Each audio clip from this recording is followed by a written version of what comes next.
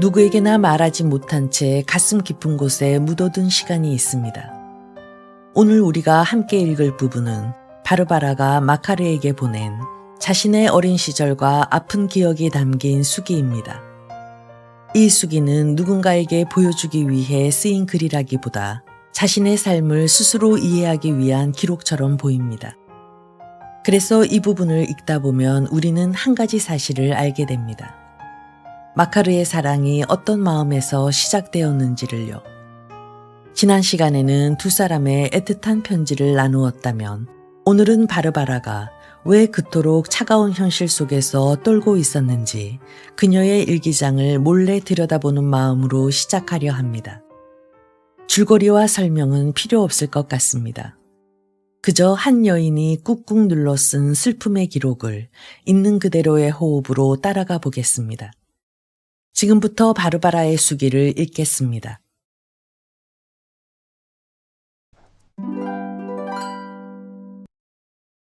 2.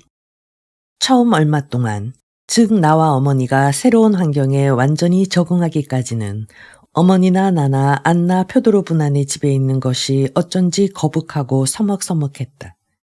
바실리옙스키 오스트로프 육가에 있는 그 집은 그 여자 자신의 소유로 돼 있었다.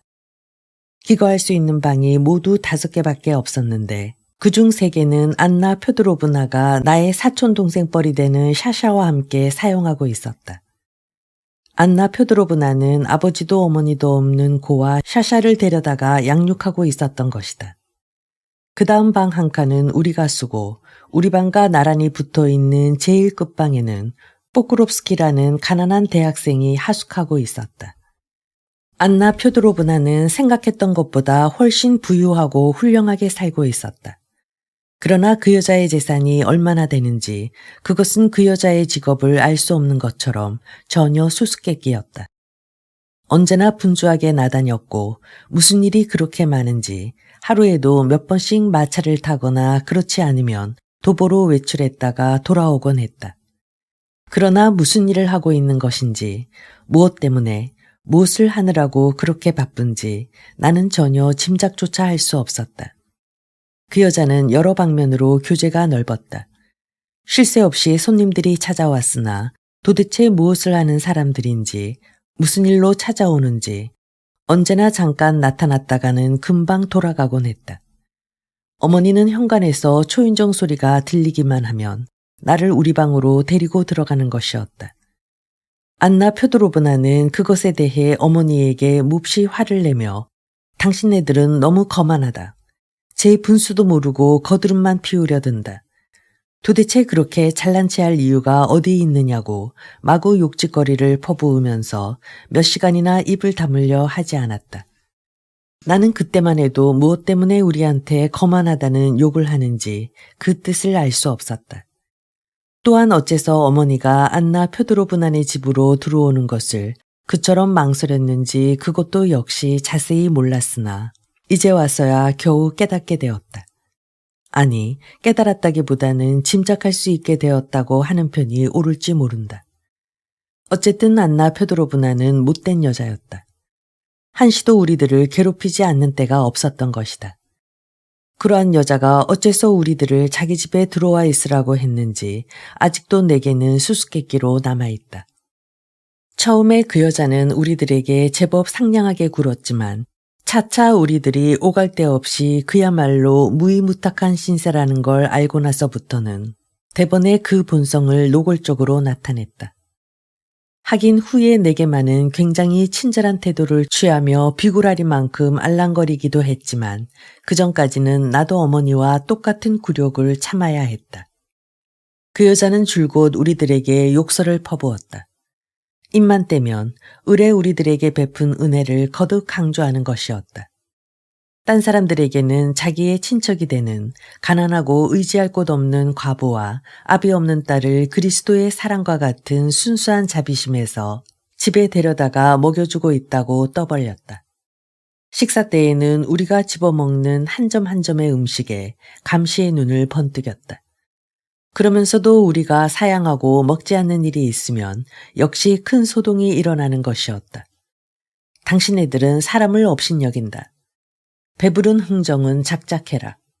이만큼이라도 먹을 수 있으면 다행으로 생각해야지. 제 집에 있을 땐 얼마나 잘 먹었다고 그러느냐. 당장에 이런 소리가 나왔다. 또한 그 여자는 입만 떼면 언제나 아버지를 비난했다. 남보다 더 잘 살아보려고 길을 쓰다가 오히려 남보다 못하게 되었다느니, 그 때문에 결국은 처자식을 길거리에서 방황하게 만들었다느니, 만일 나 같은 기독교의 자비심을 가진 친척이 없었다면 필경 어느 집 문전에서 굶어 죽고 말았을 것이라느니 닥치는 대로 하지 못하는 말이 없었다. 그런 소리를 듣는다는 것은 괴롭다기보다 오히려 구역질이 날 지경이었다. 어머니는 줄곧 눈물을 흘리고 있었다. 건강은 날이 갈수록 악화되어 갔다. 틀림없는 폐병이었다. 그러면서 한편으로 어머니는 나와 함께 아침부터 밤늦게까지 열심히 삭바느질을 했다. 그것이 또 안나 표도로브나에게는 몹시 못마땅하였던지 이 집은 양장점이 아니라고 쉴 새 없이 뇌까렸다. 그렇지만 아무리 우리들이라도 역시 입을 것은 입어야 했고 언제 일어날지 모르는 사태에 대비해서 약간의 돈이라도 저축해둬야 했다. 우리는 약간의 비상금을 꼭 가지고 있어야만 했다. 우리들은 저축할 수 있는 대로 저축해서 앞으로 어디로든지 딴살림을 할 수 있게 되기를 바라고 있었다. 그러나 어머니는 힘든 일을 하느라고 얼마 남지도 않았던 마지막 기력마저 잃고 말았다. 하루하루 쇠약해져 갔다. 병 많은 구더기처럼 어머니의 생명을 갉아먹으며 무덤 쪽으로 끌고 가는 것이었다. 나는 줄곧 그것을 보고 느꼈다. 나는 안타깝기만 했다. 이러한 모든 현상이 바로 내 눈앞에서 일어나고 있었던 것이다. 하루가 지나가고 다시 하루가 지나가고 세월은 이렇게 자꾸 흘러갔지만 어제나 오늘이나 조금도 변화가 없었다. 도회지에 살고 있다고는 생각지도 못할 만큼 우리는 조용히 그날그날을 보냈다. 안나 표도로브나는 우리를 완전히 자기 손아귀에 넣었다고 스스로 인정하게 된 후부터는 차츰차츰 조용해졌다. 하긴 그전에도 누구 한 사람 그 여자와 맞서려고 생각한 일은 절대로 없었지만 잠시나마 행복했던 시골 생활의 기억이 지금의 초라한 자취방과 대비되어 더 마음이 아려옵니다. 우리에게도 돌아가고 싶은 그때 그곳이 있지 않나요? 바르바라의 이야기를 들으면 이 작품의 가난이 단순한 경제적 문제만이 아니라는 것을 알게 됩니다. 그녀의 삶에는 선택할 수 없는 환경과 피할 수 없는 관계들이 있습니다. 도스토옙스키는 바로 이런 삶을 정확하게 기록합니다. 우리 방과 그 여자가 쓰고 있는 방 사이에는 복도가 가로놓여 있었다. 그리고 우리 방과 나란히 붙어있는 옆방에는 이미 말한 바와 같이 포크롭스키가 하숙하고 있었다. 그는 샤샤에게 프랑스어와 독일어, 역사와 지리 등을 가르쳐주는 대가로 그 집에 기거하면서 공짜로 얻어먹고 있었던 것이다. 샤샤는 장난이 심하고 몹시 까부는 편이었지만 아주 영리한 아이였다. 그때 그 애는 13살이었다. 안나 표도로브나는 어머니에게 당신의 딸도 학교를 변변히 다니지 못했으니 함께 배우도록 하면 좋지 않겠느냐고 했다. 그래서 나는 샤샤와 함께 1년 동안 뾰크롭스키한테 배웠다. 포크롭스키는 말할 수 없이 가난한 청년이었고 공부를 계속하기에는 건강이 허락하지 못할 만큼 몸이 약했다. 우리는 그저 습관에 따라 그를 대학생이라고 부르고 있었을 뿐이다. 조용히, 얌전하게, 조심스럽게 기거하고 있었기 때문에 우리 방에서는 그가 있는지 없는지조차 모를 정도였다. 겉보기엔 정말 이상스러운 사람이었다. 걸음걸이도 이상했고 인사를 하는 것도 꼴불견이었고 말씨도 아주 이상했기 때문에 처음에는 그를 보고 있노라면 웃음이 터져나와 견딜 수가 없을 지경이었다. 샤샤는 항상 그를 놀려댔다. 특히 그가 우리에게 공부를 가르치고 있을 때는 더욱 심했다. 게다가 그는 성미가 몹시 급한 편이어서 언제나 성을 잘 냈고 별로 대단치도 않은 일에도 새빨갛게 낯을 붉히며 버럭 고함을 치기도 하고 이래가지곤 못해 먹겠다고 투덜거리기도 했다. 수업을 채 끝내지도 않고 불끈 화가 나서 자기 방으로 돌아가 버리는 일도 종종 있었다. 그는 자기 방에 틀어박혀 며칠이고 계속해서 책만 읽고 있는 것이 예사로 되어 있었다. 그리고 굉장히 많은 책을 가지고 있었는데 그것은 모두 비싸고 구하기 어려운 책들 뿐이었다. 우리들 이외에 어디 딴 데에서도 개인 교수를 해서 다소 보수를 받고 있었는데 조금이라도 돈이 생기면 즉시 책을 사러 가는 것이었다.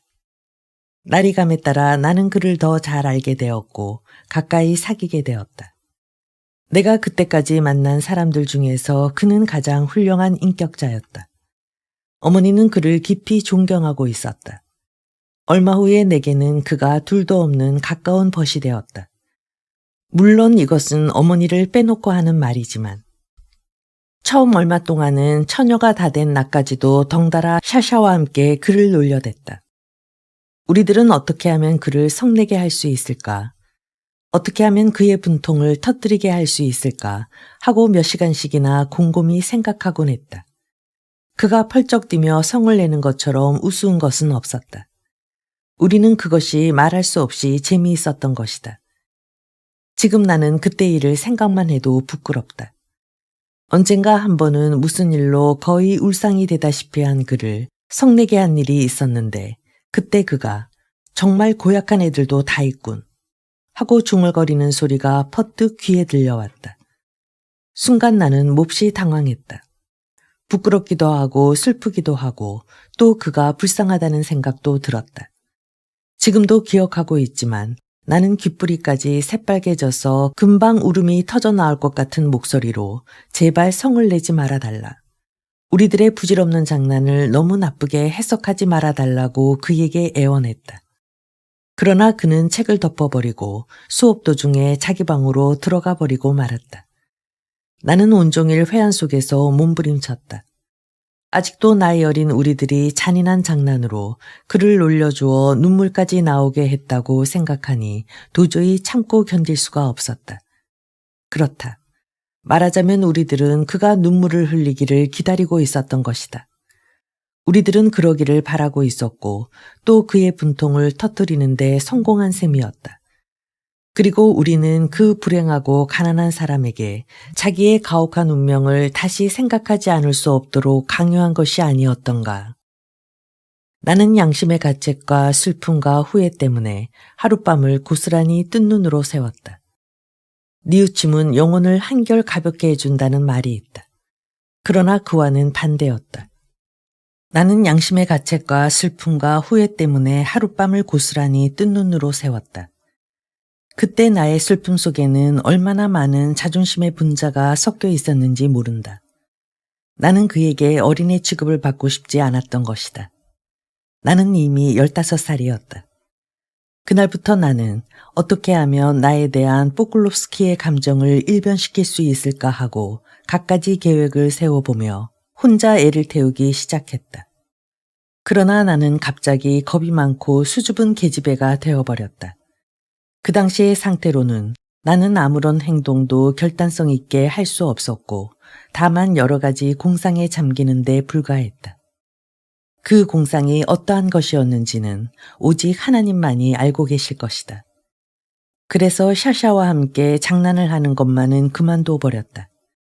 따라서 그가 우리한테 화를 내는 일도 없어졌지만 그것만으로는 나의 자존심을 만족시키기에 불충분했던 것이다. 여기서 내가 지금까지 만난 사람들 중에서 가장 이상하고 가장 흥미있고 가장 가엾은 사람의 이야기를 몇 마디 해야겠다. 내가 그 사람의 얘기를 내 수기에 이 대목에 왔어야 말하는 것은 그때까지는 그 사람에 대한 아무런 흥미도 가지고 있지 않았기 때문이다. 그러나 이제 그 사람, 포클롭스키 노인에게 나는 깊은 관심을 갖게 된 것이다. 우리가 사는 집에 이따금 한 사람의 노인이 찾아왔다. 남루한 의복을 걸치고 작달막한 몸짓에 백발이 성성한 굼벵이처럼 느리고 불성 사나운 한마디로 말해서 괴상하기 짝이 없는 노인이었다. 그를 보면 누구나 첫눈에 그가 무엇인지 부끄러워하는 것 같은 자기 양심에 가책을 받고 있는 것 같은 인상을 받게 마련이다. 그래서 그런지 그는 언제나 이상하게 몸을 움츠리고 어딘지 거북살스러운 얼굴을 하는 것이었다. 너무나 기묘한 꼴을 하고 있기 때문에 사람들은 그를 돌아버린 사람이 아닌가 생각할 정도였다. 우리 집에 찾아와서는 언제나 현관 유리문 밖에서 머뭇거리며 선뜻 들어서지 못했다. 그러다가 우리들 중에 누가 나나 샤샤나 하인이나 하여간 친절하게 자기를 대해줄 듯 싶은 사람 옆을 지나가면 곧 손을 흔들어 가까이 불러다가는 여러 가지 손짓을 해보인다. 그리고 상대가 머리를 끄덕여 보일 때만, 즉 집안에 딴 사람은 아무도 없으니 들어오고 싶으면 들어와도 좋다는 뜻의 신호를 해 보일 때만 노인은 살그머니 문을 열고 만면에 미소를 띠며 매우 만족한 듯이 두 손을 비비면서 발 뒤꿈치를 들고 곧장 포크롭스키의 방으로 걸어 들어간다. 이 노인은 그의 아버지였던 것이다. 그 후 나는 이 불쌍한 노인의 경력을 자세히 알게 되었다. 그는 한때 어느 관청에 근무한 적이 있었지만 이렇다 할 재능이 없는 사람이었으므로 가장 하잘것없는 말석을 차지하고 있었다. 첫 번째 아내가 죽자 그는 곧 재치를 얻기로 했다. 그래서 소시민 출신의 여자와 결혼했다. 새 아내가 들어오자 집안이 온통 뒤집혀지고 말았다. 아무도 그 여자한테는 옴쭉달싹 못했다. 그 여자는 온 집안을 자기 손아귀에 넣어버린 것이다. 대학생 포클롭스키는 그때 겨우 19살밖에 안 된 어린애였다. 계모는 그를 미워했다. 그러나 나이 어린 포클롭스키 소년에게 운명은 자비를 베풀어 주었다. 말단 관리인 아버지 포클롭스키를 잘 알고 전에도 그에게 은혜를 베푼 일이 있는 브이코프라는 지주가 소년을 자기 집에 데려다가 어느 국민학교에 넣어준 것이다. 브이코프가 소년을 돌봐주게 된 것은 이미 세상을 떠난 소년의 어머니를 잘 알고 있었기 때문이다. 소년의 어머니는 처녀 시절에 안나 표드로브나의 은혜를 입은 일이 있었고 또 그녀의 주선으로 관리인 포클롭스키와 결혼했던 것이다. 그때 안나 표드로브나의 친구이며 다정한 지기인 자비심 많은 브이코프 씨는 아주 큰 맘을 먹고 지참금으로 5천 루블이라는 거액을 이 신부에게 주었다. 그 많은 돈이 어디로 흘러가 버렸는지 그것은 알 길이 없다. 이런 얘기는 모두 안나 표드로브나가 나한테 말한 것이었다. 당사자인 대학생 포클롭스키는 자기 집안 얘기를 한 번도 입 밖에 내려 하지 않았다. 그의 어머니는 보기 드문 미인이었다는데 그렇다면 어째서 그런 보잘것없는 사내에게 어리석게도 시집을 갔는지 아무리 생각해도 이상한 일이었다. 그리고 그녀는 결혼한 지 6년 후 아직도 한창 나이에 세상을 떠나버린 것이다. 포클롭스키는 국민학교를 마친 다음 어느 학교에 들어가고 다시 대학으로 진학했다. 브이코프 씨는 사흘이 멀다 하고 페체르부르크에 올라와서 그를 돌봐주기를 게을리하지 않았다. 포클롭스키는 몸이 몹시 쇠약해져서 대학 과정을 계속할 수 없게 되었다. 브이코프 씨는 그를 안나 표드로브나에게 소개하고 가정교사로 추천했다. 그리하여 젊은 포클롭스키는 샤샤에게 필요한 학과를 무엇이든지 다 가르쳐준다는 조건으로 이 집에 와서 기식하게 된 것이다. 아버지 되는 포클롭스키 노인은 후처의 학대에 못 이겨 그 괴로움을 잊으려고 아주 못된 습관에 빠져들어 거의 언제나 술에 취해 있다시피 했다. 마누라는 그를 때리기도 하고 부엌에서 자라고 쫓아내기도 했다. 그리고 끝내는 남편이 그러한 학대와 매질에 익숙해져서 불평조차 늘어놓지 못하게 만들어 놓았다. 그는 아직 그렇게까지 늙은 나이는 아니었는데도 못된 술버릇 때문에 거의 망령이 든 것 같았다. 그에게 남아있는 인간적인 고상한 감정의 유일한 표상은 아들에 대한 무한한 애정이었다. 아들 포클롭스키는 죽은 어머니를 그대로 빼닮았다고 한다. 착하고 친절했던 전처에 대한 추억이 인생을 망쳐버린 노인의 가슴에 아들에 대한 그처럼 무한한 애정을 불러일으켰던 것일까?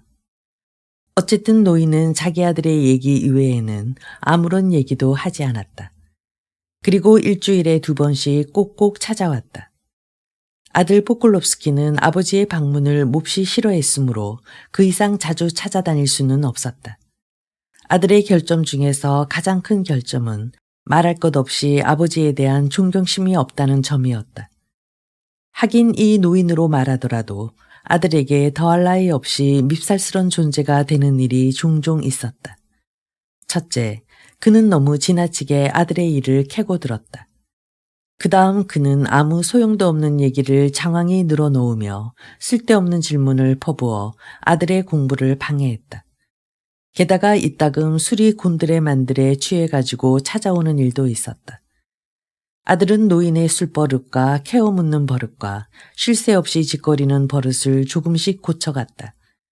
그리고 나중에는 아버지로 하여금 자기의 말이라면 무엇이든지 예언자의 말처럼 순종하고 자기의 허락 없이는 입도 떼지 못하게 만들어 놓았다. 가엾은 노인은 아들인 빼쨍까에게 희로애락의 감정을 솔직히 나타낼 수가 없었다. 아들한테 찾아올 때에는 거의 언제나 근심스러운 것 같은, 겁을 집어먹은 것 같은 표정을 띠고 있었는데 필경 그것은 아들이 자기를 어떻게 맞아들일지 모르기 때문이었으리라. 그리고 집안에 성큼 들어서지 못하고 오랫동안 밖에서 우물쭈물 있기가 예사였다. 그럴 때 어쩌다 내가 나타나기만 하면 기다렸다는 듯이 나를 붙잡고 자그마치 20여 분 동안이나 여러 가지 질문을 퍼붓는 것이었다. 빼쨍까는 어떻게 지내고 있소? 몸은 성하오? 지금 기분은 어떻소? 무슨 중요한 일을 하고 있는 거는 아니오? 대체 지금 무엇을 하고 있소? 글을 쓰고 있소? 그렇지 않으면 무슨 생각에 잠겨 있소? 내가 걱정할 건 없으니 안심하라고 위로해주면 그제서야 노인은 아들 방에 들어갈 용기가 나서 조심조심 살그머니 문을 열고는 우선 목만 슬쩍 디민다. 그리고 아들이 화를 내지 않고 고개를 숙여 보이면 비로소 그는 조용히 방 안으로 들어가서는 외투를 벗고 여기저기 구멍이 뚫어지고 가장자리가 닳아 떨어진 데다가 언제나 구김살이 펴지지 않는 모자를 벗어서 그것을 못에다 건다. 모든 행동을 소리나지 않게 조용히 하는 것이다. 그러고 나서 눈치를 살펴가며 한쪽에 놓인 의자에 걸터 앉아 빼쨍까의 기분이 어떤가를 알려고 그에게서 눈을 떼지 않고 일거수일투족을 지켜본다. 혹시 아들이 조금이라도 기분이 좋지 않은 기색이 엿보이면 그는 곧 엉거주춤하고 일어서며 나는 말야 빼쨍까 그저 잠깐 앉았다가 가려고. 어디 먼 데를 좀 갔다가 마침 이 앞을 지나게 돼서 좀 쉬어갈까 하고 들러본 것뿐이다. 라고 변명을 한다. 그리고 못에 걸었던 외투와 모자를 말없이 벗어들고 또다시 문을 살그머니 열고는 가슴에 끓어오르는 슬픔을 사랑하는 아들에게 보이지 않으려고 억지로 미소를 띠며 쓸쓸히 나가버리는 것이다. 그러나 혹시 아들이 따뜻하게 대해주는 일이 있으면 노인은 기뻐서 어쩔 줄을 모른다. 만족의 빛이 그의 얼굴과 몸짓에 역력히 나타난다. 아들이 자기에게 말을 걸면 노인은 언제나 의자에서 엉덩이를 쳐들고는 거의 상대방을 숭배하는 듯한 말투로 결국은 가장 우스꽝스러운 표현이 되고 말지만 그래도 제 딴엔 될 수 있는 한 그럴듯한 수로를 고르느라 애쓰며 낮은 목소리로 겸손하게 대답했다. 그렇지만 그는 원래가 말주변이 없는 인간이다. 언제나 말이 헛나가서 허둥지둥 당황한다. 그래도 어떻게 해서든지 다시 고쳐 말해보려고 한참 동안 혼자서 대답할 말을 입속으로 중얼거린다.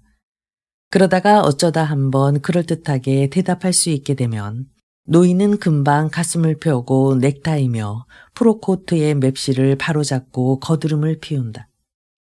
어떤 때는 용기를 얻어 대담하게도 슬쩍 자리에서 일어나 책장으로 다가가서 손에 닥치는 대로 아무 책이나 한 권 뽑아들고는 그것이 무슨 책이든 간에 그 자리에서 줄줄 읽어내려가는 일조차 있었다. 그는 일부러 아무렇지도 않다는 듯이 태연한 태도를 보이며 이런 짓을 하는 것이다. 마치 그것은 자기도 아들의 책쯤은 마음대로 뽑아볼 수 있다. 아들이 자기한테 친절히 대해주는 것은 당연한 일이 아니냐는 듯한 태도였다. 그러나 언젠가 한번 나는 이 가련한 노인이 아들 포클롭스키한테 제발 책에 손을 대지 말아달라는 책망을 듣고 당황해하는 모습을 목격한 일이 있었다. 그는 어찌할 바를 모르고 손에 들고 있던 책을 거꾸로 꽂았다. 그래서 그 책을 다시 제대로 꽂으려고 뒤집어가지고 이번엔 책등을 안으로 들어가게 꽂아 놓았다. 노인은 겸연적인 웃음을 띠고 얼굴을 붉히며 어떻게 해서 자기 죄가를 보상해야 좋을지를 몰라 했다. 포클롭스키는 항상 아버지에게 충고하여 조금씩 노인의 악습을 고쳐가도록 했다.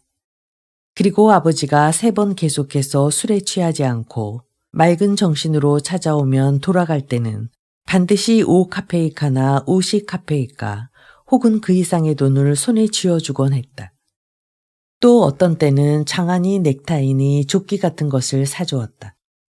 그러면 노인은 그러한 새 것을 몸에 걸치고 수탉처럼 우쭐거리는 것이었다. 그는 이따금 우리들한테도 들렀다. 나와 샤샤에게 닭이나 사과 모양으로 만든 과자 같은 것을 들고 와서는 처음부터 끝까지 빼찐까 얘기만 짓거려대기가 일쑤였다. 열심히 공부하며 말을 잘 들어달라고 우리에게 부탁했다.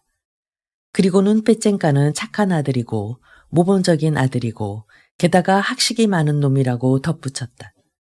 이렇게 말할 때면 언제나 습관처럼 왼쪽 눈을 깜빡거려 보이며 우습고도 야릇하게 얼굴을 찌푸리곤 해서 우리는 웃음이 터져 나오는 것을 참지 못하고 배를 끌어안고 깔깔거리며 웃어댔다. 어머니는 그를 무척 좋아했다. 그러나 노인은 안나 표드로브나를 미워하고 있었다.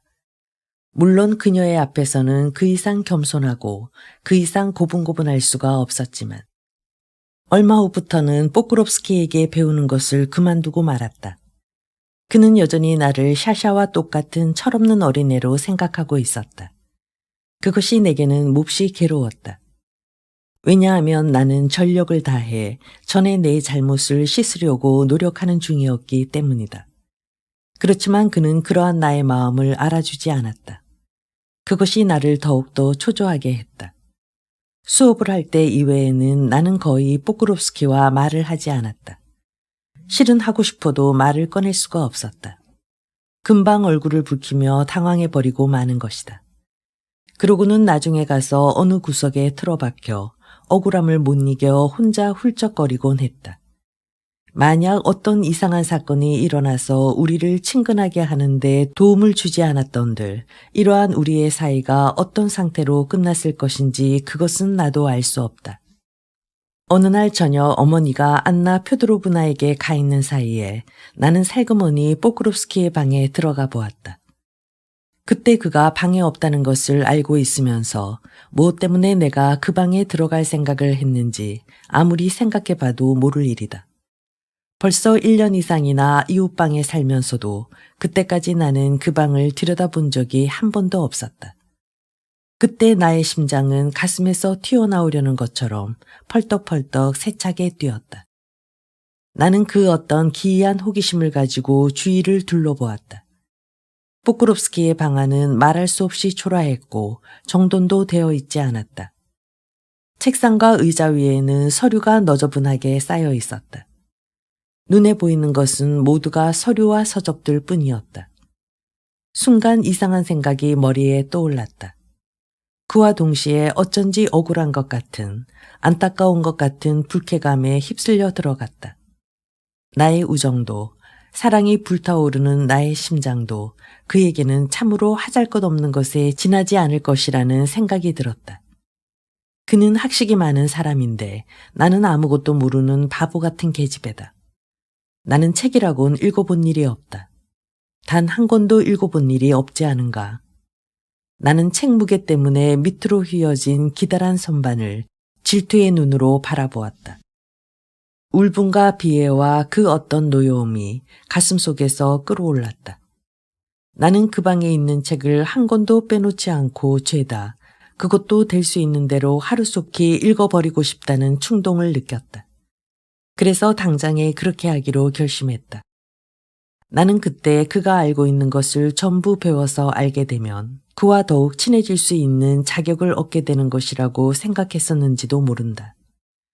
어쨌든 나는 제일 가까운 책장으로 달려가서 조금도 망설이지 않고 처음 손에 잡히는 먼지투성이가 된 낡은 책을 한 권 뽑아가지고 불그락푸르락 흥분과 두려움에 떨며 그 책을 우리 방으로 가져다가 밤에 어머니가 잠든 후에 촛대 옆에서 읽어버리리라 마음먹었다. 그러나 방에 돌아와서 급히 책을 펼쳐보고 그것이 반쯤 썩고 좀이 먹은 헌 라틴어 책이라는 것을 알았을 때 나는 얼마나 원망스러웠는지 모른다. 나는 시간을 지체하지 않고 다시 뽀꾸롭스키 방으로 갔다. 내가 그 책을 막 제자리에다 꽂으려는데 복도에서 인기척이 나더니 누구인지 이쪽으로 가까이 오는 발소리가 들렸다. 나는 급히 서둘렀다. 그러나 얄미운 책은 많은 책들 사이에 간신히 끼어 있었기 때문에 내가 그것을 뽑아내자 나머지 책들이 그 자리를 빽빽하게 메워버리고 이제는 자기들의 옛 친구가 다시 끼어들 여유를 주려 하지 않는 것이었다. 내게는 억지로 그 책을 꽂아 넣을 만한 힘이 없었다. 그러나 나는 있는 힘을 다해 선반 위의 책들을 양쪽으로 밀어냈다. 그러자 선반 끝에 박혀있던 녹슬고 썩은 못이 일부러 이 순간을 기다리고 있었던 것처럼 부러져 버렸다. 선반 한쪽 끝이 밑으로 무너져 내렸다. 책들이 무서운 소리를 내며 마루 위로 쏟아져 흩어졌다. 이때 문이 열리며 뽀꾸롭스키가 방 안으로 들어온 것이다. 여기서 한마디 미리 말해둬야겠다. 즉 뽀꾸롭스키는 누구를 막론하고 자기 물건에 손을 대면 참지 못하는 성미였다. 그의 책을 함부로 만지다니 그것은 정말 큰일 날 짓이다. 크고 작고 두껍고 얇고 넓고 좁은 갖가지 서적들이 한꺼번에 책장에서 무너져 내려 책상 밑이니 걸상 밑이니 할 것 없이 온 방 안에 흩어졌을 때 나의 놀라움과 두려움은 어떠했으랴. 나는 달아나려고 했다. 그러나 이미 때는 늦었다. 이젠 마지막이다 하고 나는 생각했다. 이젠 마지막이다. 파멸이다. 멸망이다. 10살밖에 안 된 어린애처럼 이런 못난 장난을 하다니. 이런 어리석은 일을 저지르다니. 아, 나는 바보야. 난 정말 바보야. 뽀꾸롭스키는 무섭게 성을 냈다. 이게 무슨 짓이야. 내 참 기가 막혀서. 하고 그는 고함을 쳤다. 부끄럽지도 않아. 이런 장난을 하고. 그래, 언제나 철이 들려고 이러는 거야. 그리고는 그는 손수 책을 걷어모으기 시작했다. 나는 함께 걷으려고 몸을 굽혔다. 그만둬, 그만둬. 그는 또다시 고함을 쳤다. 오란 말도 안 한 남의 방에 들어오지 않았으면 이런 일도 없었을 게 아냐. 그러나 나의 공손한 태도에 어느 정도 마음이 누그러졌는지 언성을 낮추어 얼마 전까지 가지고 있던 가정교사의 자격을 활용하며 설교조로 말을 이었다. 언제나 좀 얌전해지겠어, 응? 언제나 철이 들겠냔 말이야. 한번 잘 반성해봐요. 젖먹이도 아니고 코 흘리게 어린애도 아닌데. 이젠 16살이나 되지 않았어. 이렇게 말하고 그는 내가 이젠 어린애가 아니란 것이 옳은가 어떤가를 확인해 보려는 생각에서였던지 새삼스럽게 나를 쳐다보았다. 그러나 그는 갑자기 귓불이까지 새빨갛게 얼굴을 붉혔다. 나는 무슨 영문인지 이해할 수 없었다. 나는 그의 앞에 선 채 놀란 얼굴로 눈을 동그랗게 뜨고 그를 바라보고만 있었다. 그는 벌떡 일어나더니 허둥지둥 내 곁으로 다가와서 무슨 말인지 갈피를 잡을 수 없는 소리를 하기 시작했다. 아마도 내가 이렇게 다 자란 처녀라는 것을 여지껏 모르고 있었다는 점을 사과하느라고 그랬는지도 모른다. 그러나 마침내 나는 퍼뜩 무엇인가를 깨달았다. 그 순간 내가 어떤 꼴을 하고 있었는지 그것은 기억에 없다. 다만 정신을 잃고 어쩔 줄 몰라서 뽀꾸롭스키보다도 더욱 새빨갛게 되어 두 손으로 얼굴을 가리며 허겁지겁 그 방에서 뛰쳐나온 것이다. 나는 어쩌면 좋을지 어디다 몸을 숨겨야 할지를 몰랐다. 남자 방에 함부로 들어간 것을 그 본인한테 들켰다는 사실, 그 한 가지 사실만으로도 얼굴을 쳐둘 수 없는 일이 아닌가. 나는 사흘 동안이나 그를 똑바로 쳐다볼 수 없었다. 울고 싶을 정도로 부끄럽고 또 부끄러웠다. 참으로 이상야릇하고 우스꽝스러운 갖가지 생각이 꼬리를 물고 잇따라 머릿속에 떠올랐다. 그 중에서도 가장 엉뚱한 것은 다시 그를 찾아가서 그의 오해를 풀고 모든 것을 고백하고 숨김없이 나의 심정을 호소하여 그러한 나의 행위가 나의 어린 계집애의 어리석은 장난이 아니라 선의를 가지고 한 행동이었다는 것을 믿게 하려는 생각이었다. 그리고 나는 정말 찾아갈 생각이었으나 다행히도 용기가 부족했다. 그렇지만 않았던들 나는 무슨 일을 저질렀을는지 모른다. 지금도 그때 일을 회상하면 부끄럽게 짝이 없다. 며칠 후 어머니의 병환이 갑자기 악화되었다. 이틀 전부터 자리에서 일어나지 못하고 누워 있었는데 사흘째 되던 밤에는 열이 몹시 나서 헛소리까지 하게 되었다. 나는 하룻밤을 뜬 눈으로 새우며 어머니 머리맡에 앉아서 물도 권하고 정한 시간에 약도 드리며 병고안을 했다. 그러나 그 이튿날 밤이 되자 나는 완전히 지쳐버리고 말았다. 자꾸만 졸음이 오고 눈앞이 뿌옇게 되며 머리가 빙글빙글 돌았다. 나는 격심한 피로 때문에 금방이라도 쓰러질 것만 같았다. 그러나 어머니의 애처로운 신음소리에 정신이 들어 부르르 몸을 떨며 한때 잠에서 깬다. 그러나 얼마 안 가서 또다시 졸음이 나를 정복한다. 나는 고통스러웠다. 나는 어떻게 되었는지 모른다. 그리고 눈앞에 똑똑히 그려볼 수도 없다. 그러나 그 어떤 무서운 꿈이, 그 어떤 등골이 오싹할 만큼 무서운 환영이 꿈과 현실이 자리를 바꾸려는 순간에 기진맥진한 나의 머릿속에 찾아든 것이다. 나는 공포 속에서 눈을 떴다. 방 안은 어두컴컴했다. 거의 다 타버린 촛불이 한순간 방 안을 환하게 밝히기도 하고 어슴푸레하게 벽에 비치기도 하고 그러다가는 아주 꺼져버릴 듯이 가물거리기도 했다. 나는 왜 그런지 무서운 생각이 들었다. 공포가 나를 사로잡았다.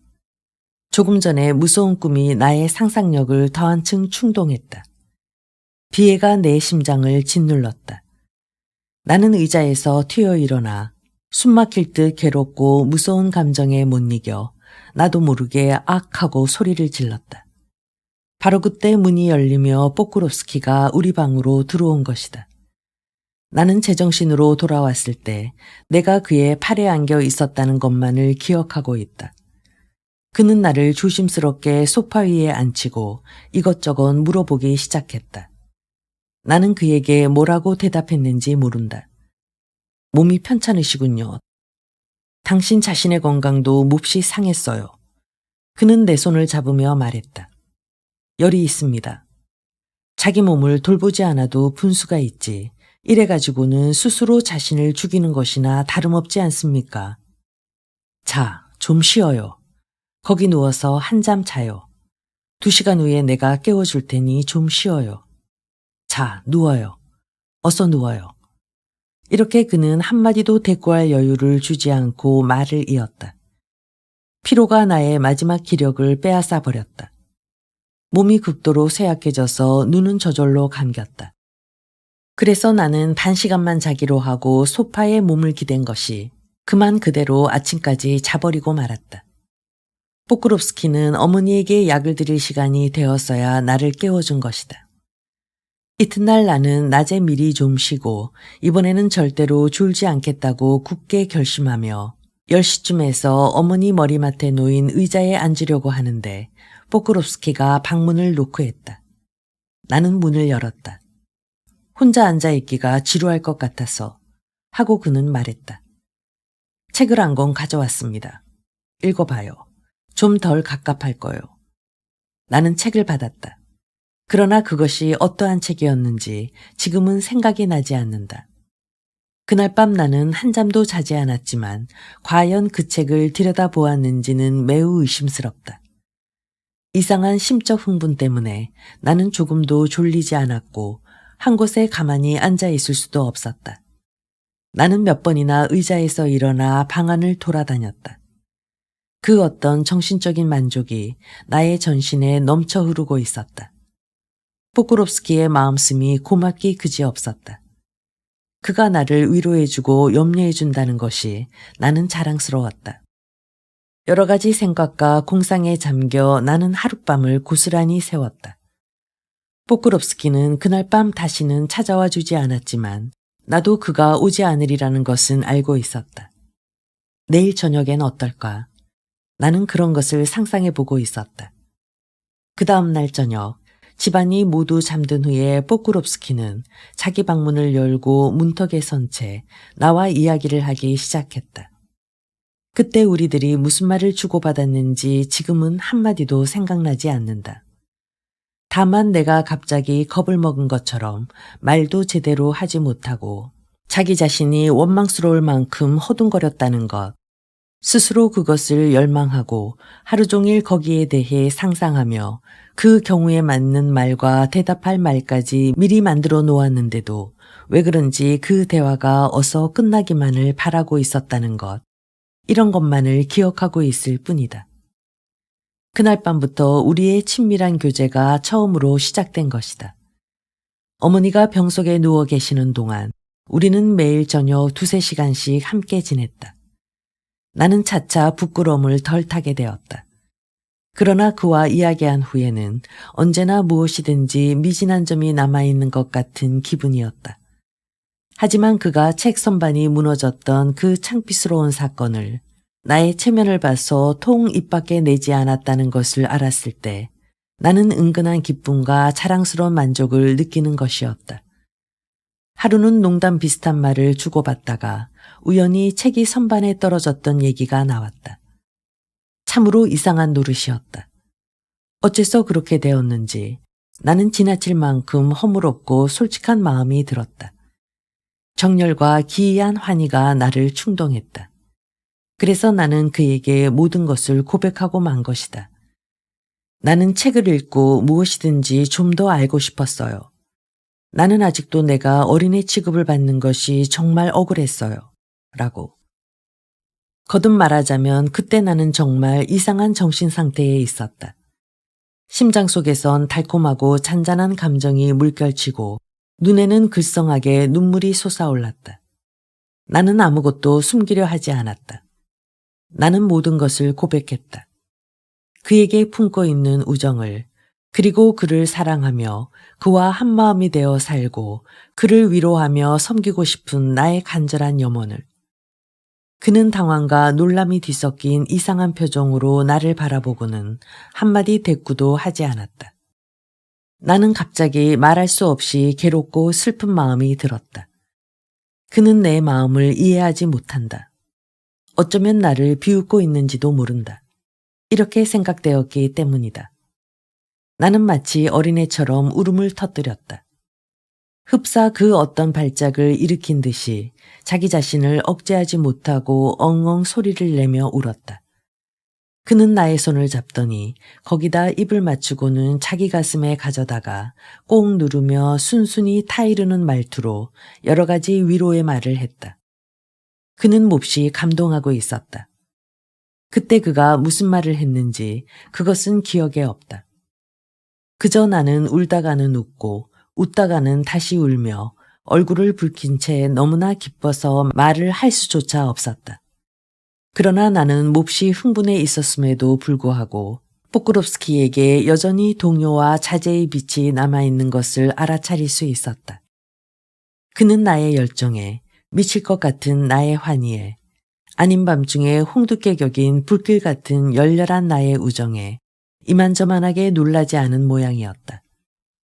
그도 처음에는 가벼운 흥미를 일으킨 데 지나지 않았을 것이다. 그러나 얼마 후에 그와 같은 미적지근한 태도는 사라져버렸다. 그리고 그도 역시 나처럼 순수하고 솔직한 마음으로 자기에 대한 나의 애정과 다정한 말과 정성어린 배려를 받아주게 되었다. 그는 둘도 없는 성실한 친구처럼 피를 나눈 친오빠처럼 나를 대해주게 된 것이다. 나의 심장은 얼마나 따뜻했는지 모른다. 그리고 얼마나 흡족했는지 모른다. 나는 무슨 일이든지 털끝만큼도 그에게 감추려 하지 않았다. 그도 또한 그 점을 잘 알고 있었다. 따라서 그는 날이 갈수록 더욱더 내게 마음을 기울이게 되었다. 그렇지만 솔직히 말하면 가늘게 떠는 촛불 밑에서 더욱이 병든 어머니의 머리맡이나 다름없는 곳에서 밤마다 만나 그 괴롭고도 달콤한 시간에 우리가 무슨 이야기를 주고받았는지 지금은 하나도 기억에 남는 것이 없다. 어쨌든 머리에 떠오르는 것, 심장으로부터 넘쳐 흐르는 것, 말하고 싶다고 생각한 것을 가리지 않고 무엇이든지 이야기한 것만은 틀림없다. 그리고 우리들은 거의 행복에 취해 있었던 것이다. 아, 그것은 정말 슬프고도 즐거운 시간이었다. 슬픔과 기쁨, 이 두 가지가 언제나 한데 뒤섞여 범벅이 되어 있었다. 지금도 나는 그때 일을 생각하면 슬픈 것 같은, 즐거운 것 같은 이상한 기분이 드는 것이다. 추억이란 즐거운 것이나 슬픈 것이나 항상 괴롭기만 한 법이다. 적어도 내게는 그렇게 생각된다. 그러나 그 대신 그 괴로움조차 감미롭기 짝이 없다. 마음이 무겁고 아프고 곤태를 느끼고 슬플 때 추억은 그러한 내 마음을 솟생케 하며 생생하게 해준다. 그것은 마치 촉촉한 저녁 이슬방울이 한낮의 더위에 타고 시든 가냘픈 화초를 생생하게 소생시키는 것과도 같다. 어머니의 건강은 차츰 회복되어 갔지만 나는 계속해서 밤마다 그 머리맡에 앉아 있었다. 포크롭스키는 자주 여러 가지 책을 가져다 주었다. 처음에 나는 그 책들을 다만 졸지 않으려는 생각에서 읽기 시작했는데 어느덧 점점 흥미를 가지게 되었고 나중에는 미친 듯이 독서에 열중했다. 나는 갑자기 눈이 트인 것처럼 여지껏 전혀 모르고 있던 새로운 세계를 깨달을 수 있게 되었다. 새로운 여러 가지 사상, 여러 가지 인상이 넘쳐 흐르는 물결처럼 한꺼번에 내 가슴으로 밀려왔다.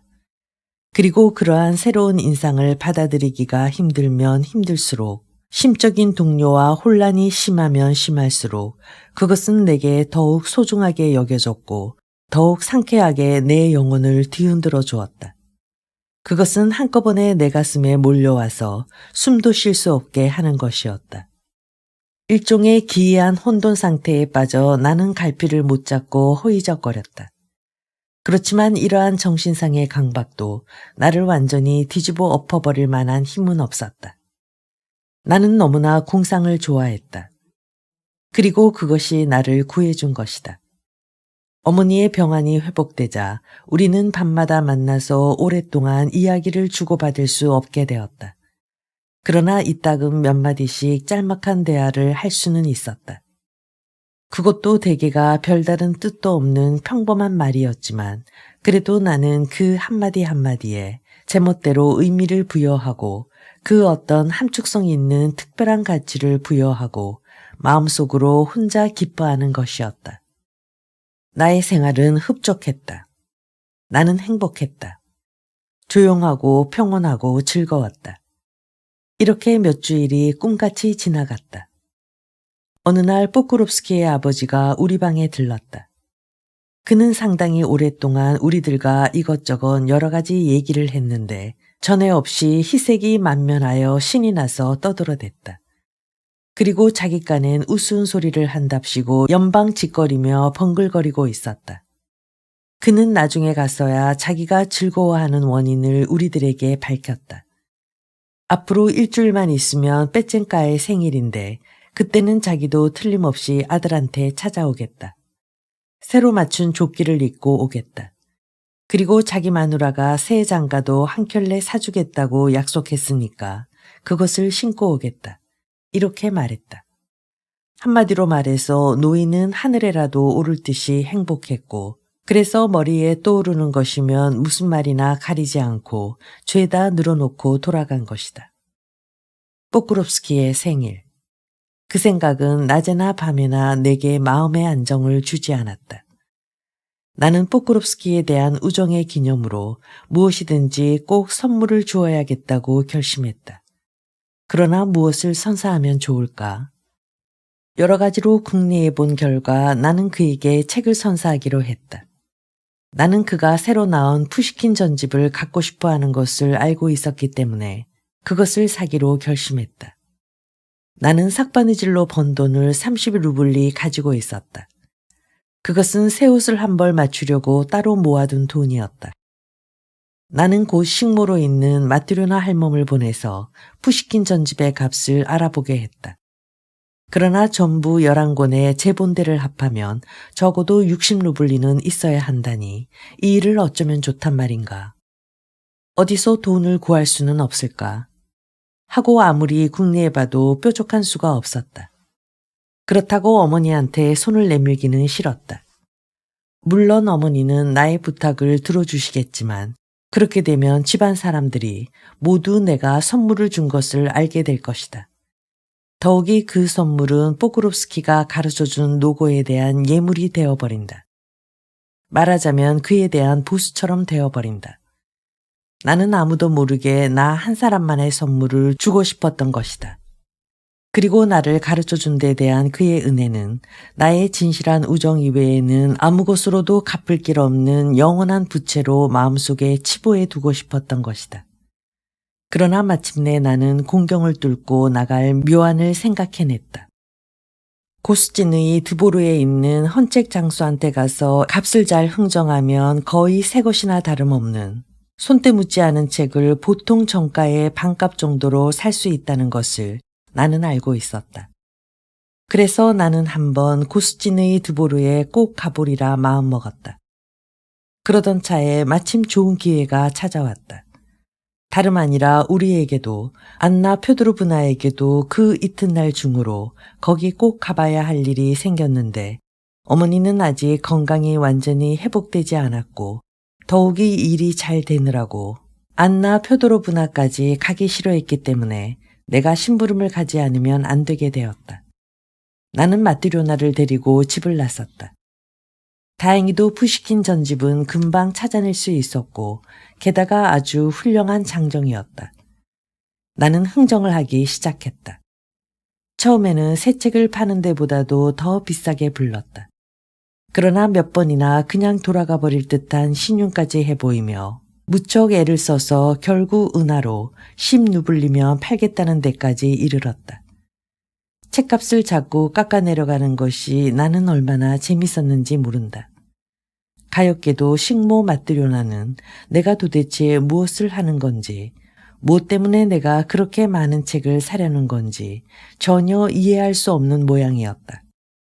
그런데 어쩌면 좋단 말인가. 나의 전 재산은 지폐로 30루블리밖에 없는데 책장수는 절대로 그 이상 값을 깎아줄 수 없다고 딱 잡아떼는 것이 아닌가. 나는 그에게 사정을 하기 시작했다. 애원의 애원을 거듭하고 나중에는 빌다시피 하며 부탁했다. 그래서 그는 다시 할인을 해주었지만 겨우 2루블리 반밖에 내리지 않았다. 그러면서 그는 당신이니까 당신처럼 어여쁜 아가씨니까 특별히 이렇게 헐값으로 내드리려는 것이지 딴 손님 같으면 어림도 없는 일이라고 배를 퉁기는 것이었다. 그러나 아직도 2루블리 반이 모자라지 않은가. 나는 슬프고 안타까워서 금방 울음이 터질 것 같았다. 그런데 그때 전혀 뜻하지 않은 일이 나를 슬픔 속에서 구원해 준 것이다. 그때 내가 흥정하고 있는 곳에서 얼마 멀리 떨어지지 않은 다른 노점 앞에 포크롭스키 노인이 서 있는 것을 나는 발견했다. 노인의 주위에는 4~5명의 헌책 장수들이 옹기종기 몰려 있었다. 노인은 그들에게 붙들려 어찌할 바를 모르고 있는 것 같았다. 그들은 제각기 자기 물건을 내밀었다. 그들이 내미는 책에는 한정이 없었다. 가엾게도 노인은 그들 가운데서 얼빠진 사람처럼 멍청이 선 채 자기한테 내밀어지는 책 중에서 어느 것을 골라 잡아야 할지 모르고 있었다. 나는 노인 곁으로 가서 여기서 뭘 하고 있느냐고 물어보았다. 그는 나를 보자 무척 반가워했다. 노인은 빼쟁가를 사랑하는 것에 못지않을 정도로 나를 좋아하고 있었던 것이다. 지금 책을 사려고 하는 참이라오, 바르바라 알렉세예브나 하고 그는 대답했다. 빼쟁가한테 책을 사주려는 거지요. 그의 생일이 며칠 안 남았는데 그앤 책을 좋아하니까. 그래서 내가 책을 사주려고요. 노인이 설명하는 모습은 여느 때도 우습기 짝이 없었지만 그날은 더욱더 어리둥절해 있었기 때문에 더욱 우스워 보였다. 어느 책을 들고 값을 물어보아도 모두가 은하 1루블리나 2루블리가 아니면 3루블리쯤은 했다. 그래서 그는 아예 부피가 큰 책은 흥정해 볼 생각도 못하고 원망스러운 듯이 그저 바라보거나 손가락으로 책장을 들춰보거나 손에 들고 이리저리 돌리며 겉만 살펴보거나 하다가는 다시 제자리에 꽂아놓곤 하는 것이었다. 이렇게 비쌌어야 어디 살 수 있나 하고 그는 입속으로 중얼거렸다. 그러나 이쪽에는 혹시 적당한 것이 있을지도 모르지. 이렇게 말하며 이번에는 얄팍한 잡지 등속이며 가곡집이며 캘린더 따위를 뒤적이기 시작했다. 그런 것들은 죄다 값이 몇 푼 나가지 않았다. 그렇지만 그런 건 사서 뭘 하시겠어요? 하고 나는 물었다. 쓸만한 건 하나도 없을 거예요. 아니, 그렇지도 않아. 하고 노인은 대답했다. 그렇지 않아요. 한번 잘 보슈. 여기 있는 책은 모두 좋은 책뿐이라니까. 썩 좋은 책들이 많답니다. 그는 마지막 한마디를 구슬프게 노래라도 부르는 것처럼 길게 뽑았다. 왜 좋은 책은 모두 이렇게 값이 비쌀까 하고 원망스럽게 생각한 나머지 금방 울음을 터뜨릴 것 같은, 금방 눈물이 그 창백한 뺨에서 붉은 코끝으로 떨어질 것만 같은 그러한 애처로운 목소리였다. 나는 돈을 얼마나 가지고 있느냐고 물었다. 자, 보시구려.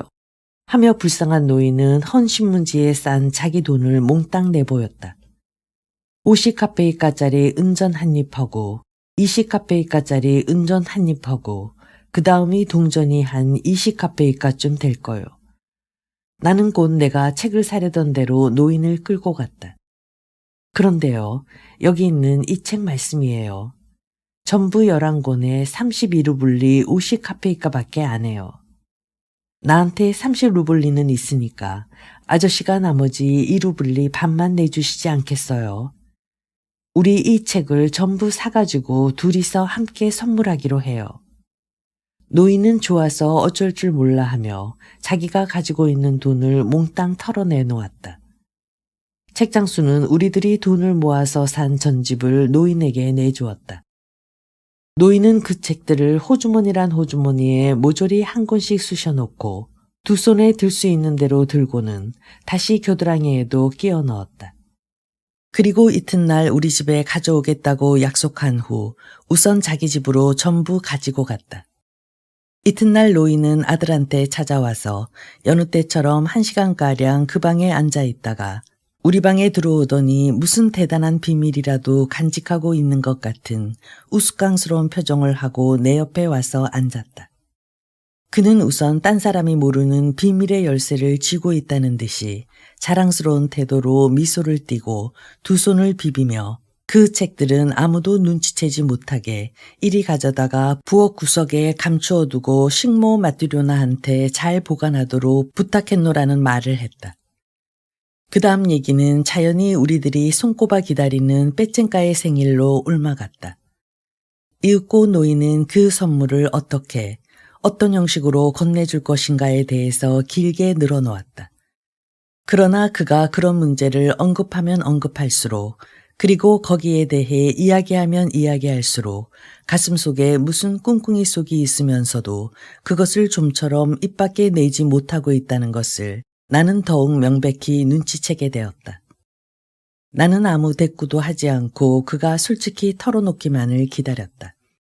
바로 조금 전까지 그의 이상한 몸짓이며 찌푸린 얼굴이며 왼쪽 눈을 야릇하게 끔뻑거리는 버릇 등에 역력히 나타나 있던 자기 혼자만의 기쁨과 만족의 빛은 이미 사라지고 없었다.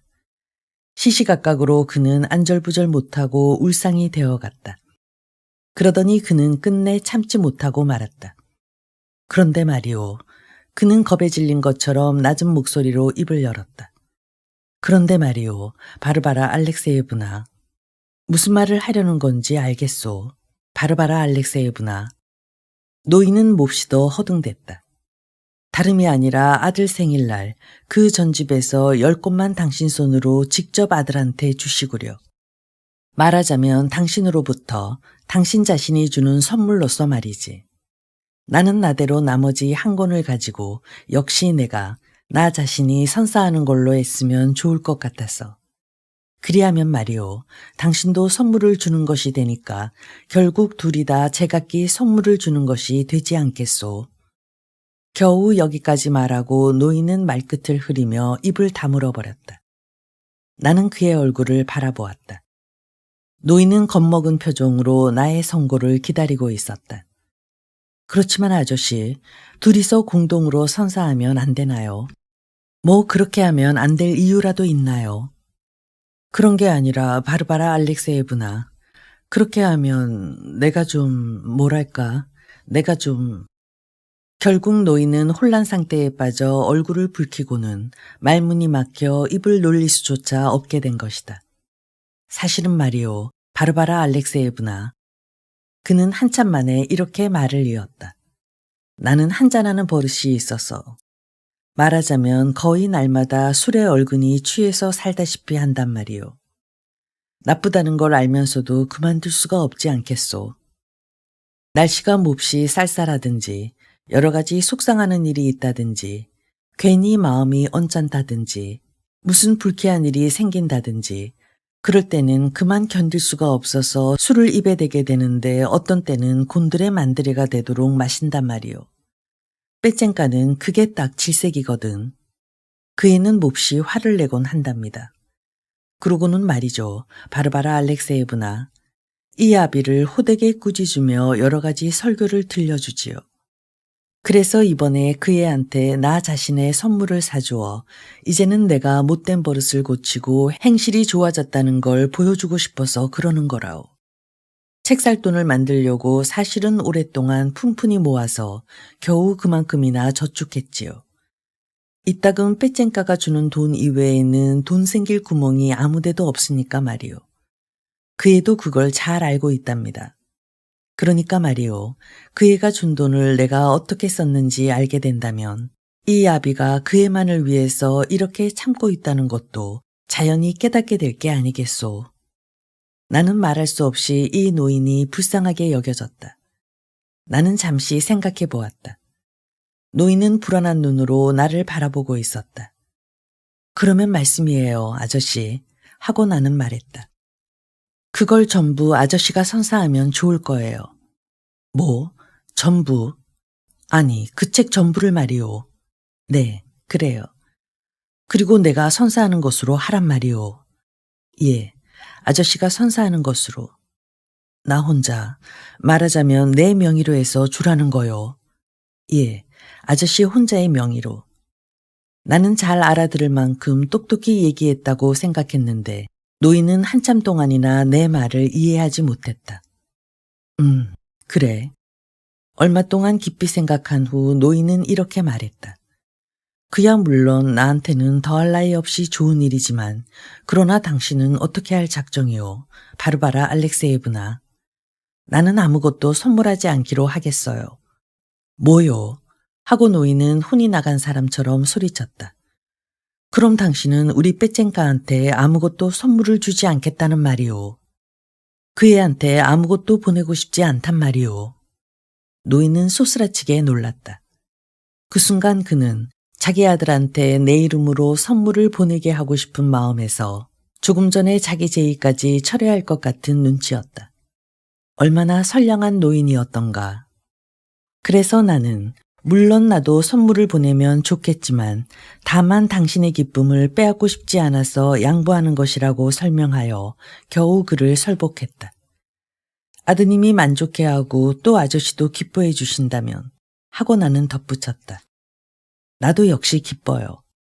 나도 마음속으로는 직접 선물을 보낸 거나 다름없는 기쁨을 느낄 테니까요. 그때서야 노인은 마음을 놓았다. 그는 그 후에도 우리 집에 2시간이나 더 머물러 있었다.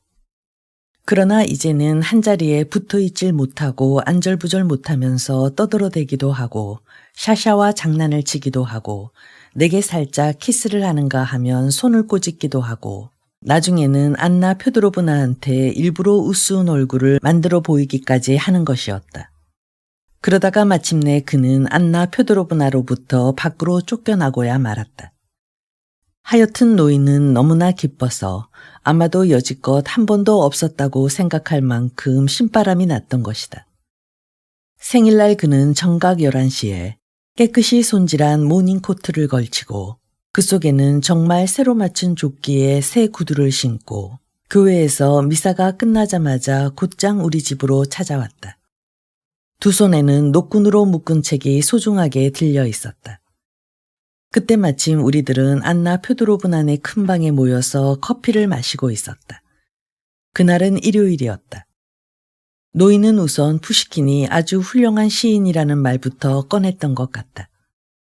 그러나 곧 무슨 말을 하는 건지 갈피를 잡을 수 없게 되더니 그는 갑자기 화제를 돌려 사람이란 첫째 몸가짐을 삼가야 한다느니 그렇지 못한 사람은 아무래도 나쁜 버릇에 빠지기 쉽다느니 악습은 사람을 망치게 한다느니 하는 말을 하기 시작했다. 그리고 몸가짐이 나쁘면 지극히 해로운 결과를 초래한다는 것을 몇 가지 신뢰까지 들어가며 얘기했다. 결론적으로 그는 자기도 얼마 전부터 깊이 깨달은 바가 있어 술을 아주 끊었는데 덕택에 지금은 아주 모범적인 인간이 되었다. 자기는 오래전부터 아들의 교훈이 옳다는 것을 느끼고 있었고 그것을 벌써부터 깊이 명심하고 있었지만 이번에는 정말 술을 끊었다. 그 증거를 보이려고 오랫동안 한 푼 두 푼 모은 돈으로 이 책을 사서 아들에게 선사하는 것이라고 말했다. 나는 이 가엾은 노인의 말을 들으며 눈물과 웃음이 섞여 나오는 것을 참을 수 없었다. 필요한 경우엔 그처럼 선량하고 단순한 노인도 천연덕스럽게 거짓말을 꾸며낼 수 있는가 보다. 푸시킨 전집을 포크롭스키의 방에 가져가서 선반에 꽂아 놓았다. 그러나 포크롭스키는 금방 진상을 알아차리고 말았다. 노인은 점심시간에 초대되었다. 그날 우리들은 진심으로 즐거워했다. 점심을 먹고 나서는 판트놀이와 트럼프를 하며 놀았다. 샤샤는 신이 나서 장난을 치며 떠들어댔다. 나는 샤샤의 곁을 떠나지 않았다. 포크롭스키는 쉴 새 없이 내 눈치만 살피면서 단둘이 이야기할 수 있는 기회를 찾고 있었지만 나는 그런 기회를 주지 않았다. 그날은 페츠르부르크로 이사 온 후 만 4년간의 나의 생활 중에서 가장 즐겁고 행복한 하루였다. 그 후로부터는 슬프고 괴로운 추억만이 연속될 뿐이다. 말하자면 나의 암흑 시절의 이야기가 시작되는 것이다. 그래서 그런지 나의 펜도 마치 앞으로 써나가기를 거절하려는 것처럼 점점 늑장을 부리려만 든다. 내가 여지껏 그처럼 깊은 매력과 애착을 느끼며 행복했던 시절에 있었던 일상생활의 사소한 것까지 기억하고 있었던 것도 역시 그것 때문인지도 모른다. 그 행복했던 시절은 순식간에 지나가고 그것은 슬픔으로 하나님 이외에는 언제 끝이 날지 알 수 없는 어두운 슬픔으로 변해버린 것이다.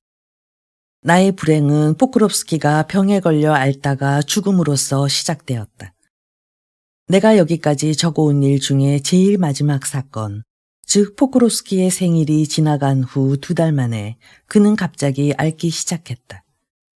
그 2달 동안 그는 끈기 있게 생활 방편을 찾으려고 쫓아다녔다. 왜냐하면 그는 그때까지도 일정한 직업을 갖고 있지 않았기 때문이다. 을의 모든 폐병 환자가 그러하듯 그도 마지막 순간까지 오래 살고 싶다는 욕망을 버리지 못했다. 어딘가 한 군데 가정교사 자리가 나타났다. 그러나 그는 그 직업에 혐오를 느끼고 있었다. 그렇다고 어디 관청 같은 데 근무하려고 해도 그의 건강이 허락하지 않았다. 그리고 취직을 했다 해도 첫 봉급을 받게 되기까지는 상당한 시일을 기다리지 않으면 안 되었다. 요컨대 포크롭스키는 가는 곳마다 실망의 연속이었던 것이다. 따라서 그의 마음은 깊은 상처를 입었고 건강도 말이 아니게 상해갔다. 그러나 그는 그것을 조금도 염두에 두지 않았다. 가을이 닥쳐왔다. 그는 매일같이 얇은 외투를 걸치고 거리로 나가서 일자리를 찾아 분주히 쏘다녔다. 아무데라도 좋으니 주선해달라고 부탁하며 돌아다녔다. 그것은 그에게 정신적인 고통을 주었다. 신발에 물이 배어들고 옷은 비에 젖어 물에 빠진 생쥐꼴이 되곤 했다. 마침내 그는 자리에 눕게 되었다.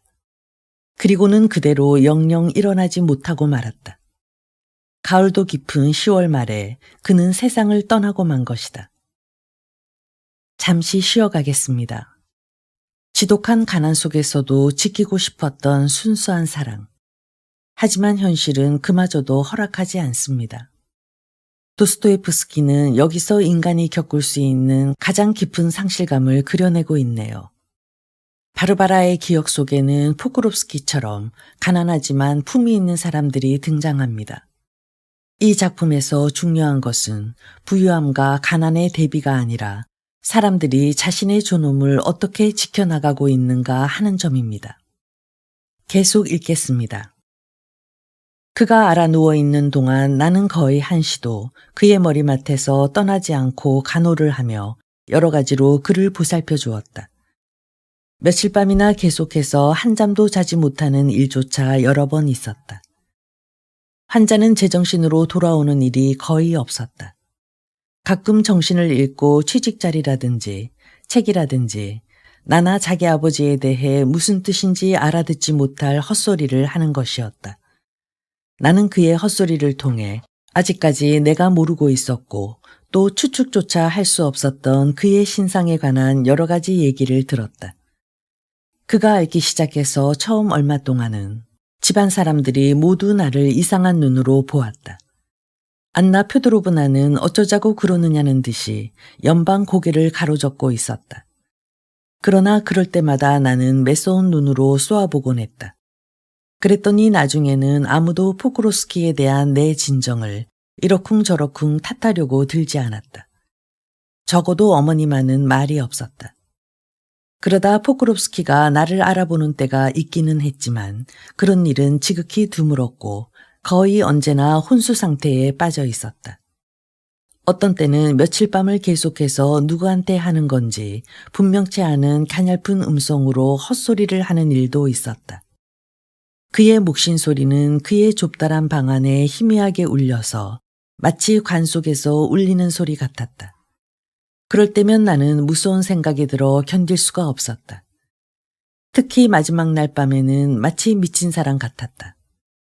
그는 무서울 만큼 애를 쓰며 괴로워했다. 그의 신음소리는 내 가슴을 갈기갈기 찢는 것이었다. 집안 사람들은 모두 그 어떤 공포에 사로잡혀 있었다. 안나 표도로브나는 쉴 새 없이 한시라도 빨리 주의 부르심이 있기를 기도했다. 의사를 불러왔다. 의사는 환자가 내일 아침을 넘기긴 힘들 거라고 했다. 포크롭스키 노인은 아들의 방문 앞 복도에서 밤을 새웠다. 그는 거기다 거적 같은 걸 한 장 얻어서 깔아놓고 있었다. 노인은 뻔질나게 방 안을 드나들었다. 그 얼굴을 차마 바라볼 수가 없었다. 슬픔에 억눌려 무엇을 느끼는 힘도 생각하는 힘도 완전히 잃어버린 사람 같았다.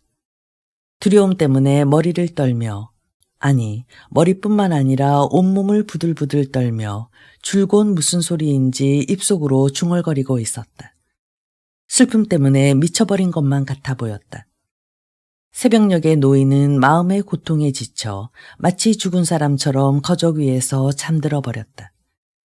7시가 지나서 포클롭스키는 숨을 거두려 하는 것 같았다. 나는 노인을 깨웠다. 포크롭스키는 의식이 분명해지자 우리들에게 마지막 이별의 인사를 했다. 이상하게도 나는 울 수조차 없었다. 그러나 가슴은 금방 터질 것 같았다.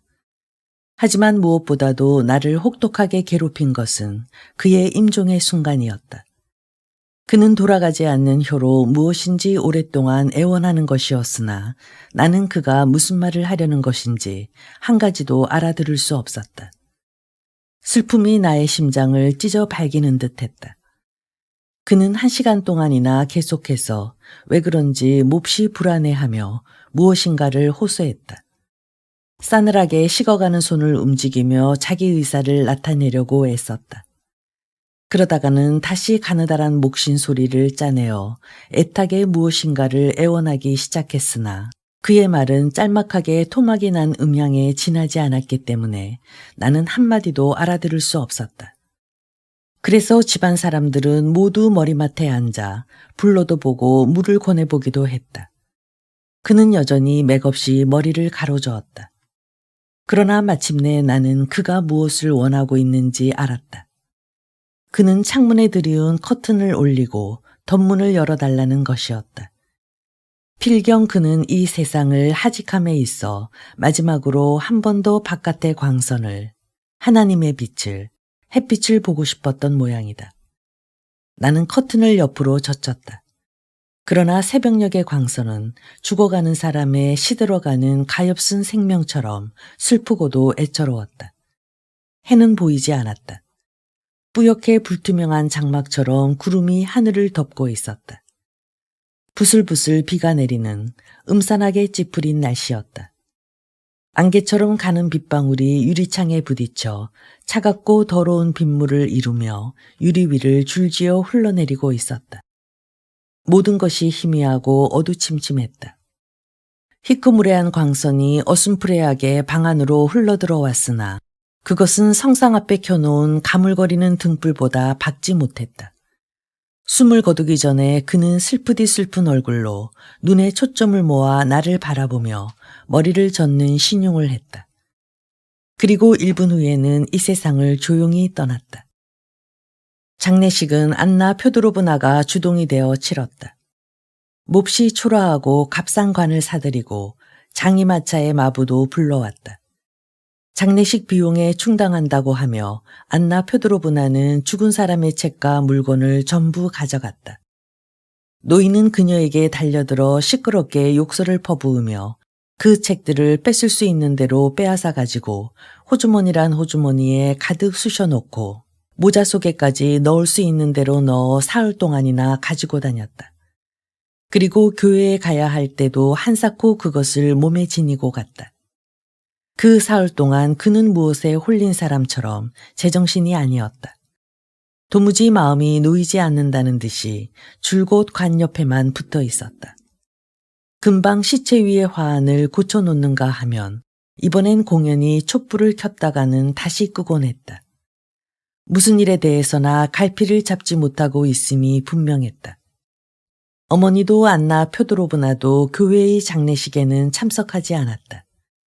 어머니는 몸이 불편했기 때문이었지만 안나 표도로브나는 떠날 채비까지 했다가 노인과 한바탕 다투는 바람에 집에 주저앉고 말았던 것이다. 결국 나와 노인만이 교회로 갔다.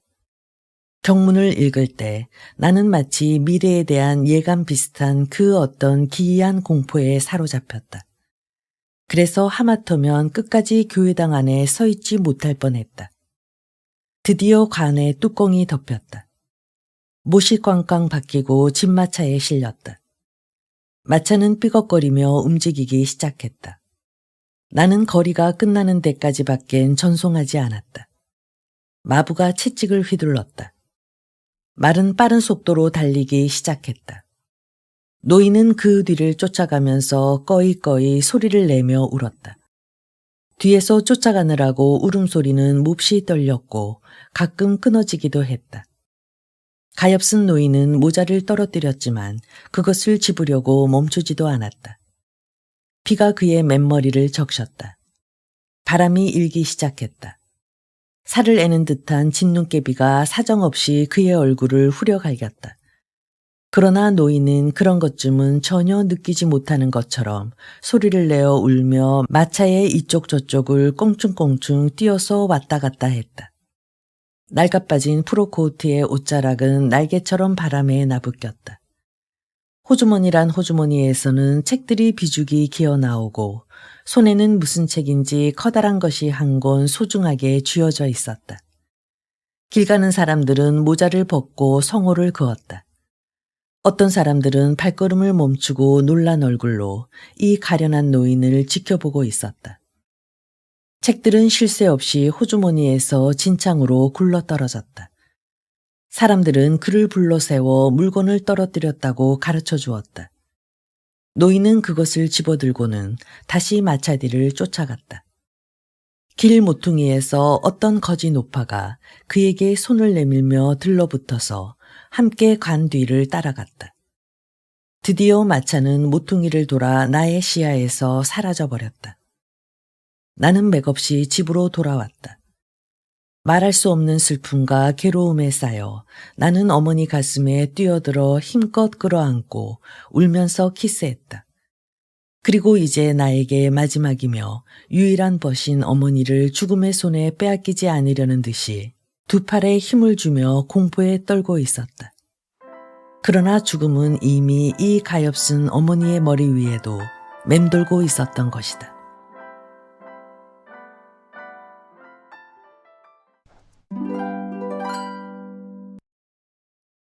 바르바라의 기록은 단순한 과거 이야기가 아니라 이 작품 전체를 이해하는 중요한 열쇠입니다. 그녀의 삶은 비록 고통으로 점철되어 있었지만 그것을 글로 옮겨 누군가에게 전할 수 있었다는 사실만으로도 작은 위안을 얻지 않았을까 생각해 봅니다. 가난은 육체뿐만 아니라 영혼까지 핥히지만 그 상처를 보듬어 주는 것은 결국 또 다른 사람의 진심 어린 경청일 것입니다. 오늘 여러분이 바르바라의 이야기를 들어주신 것처럼 말이죠. 다음 시간에는 두 사람의 운명이 다시 현재로 이어집니다. 바르바라의 과거를 다 알게 된 마카르는 어떤 마음으로 다음 편지를 썼을까요? 긴 시간 함께 해주셔서 고맙습니다. 오늘 밤은 여러분의 기억 속에 가장 따뜻한 풍경 하나만 남기를 바라는 마음입니다.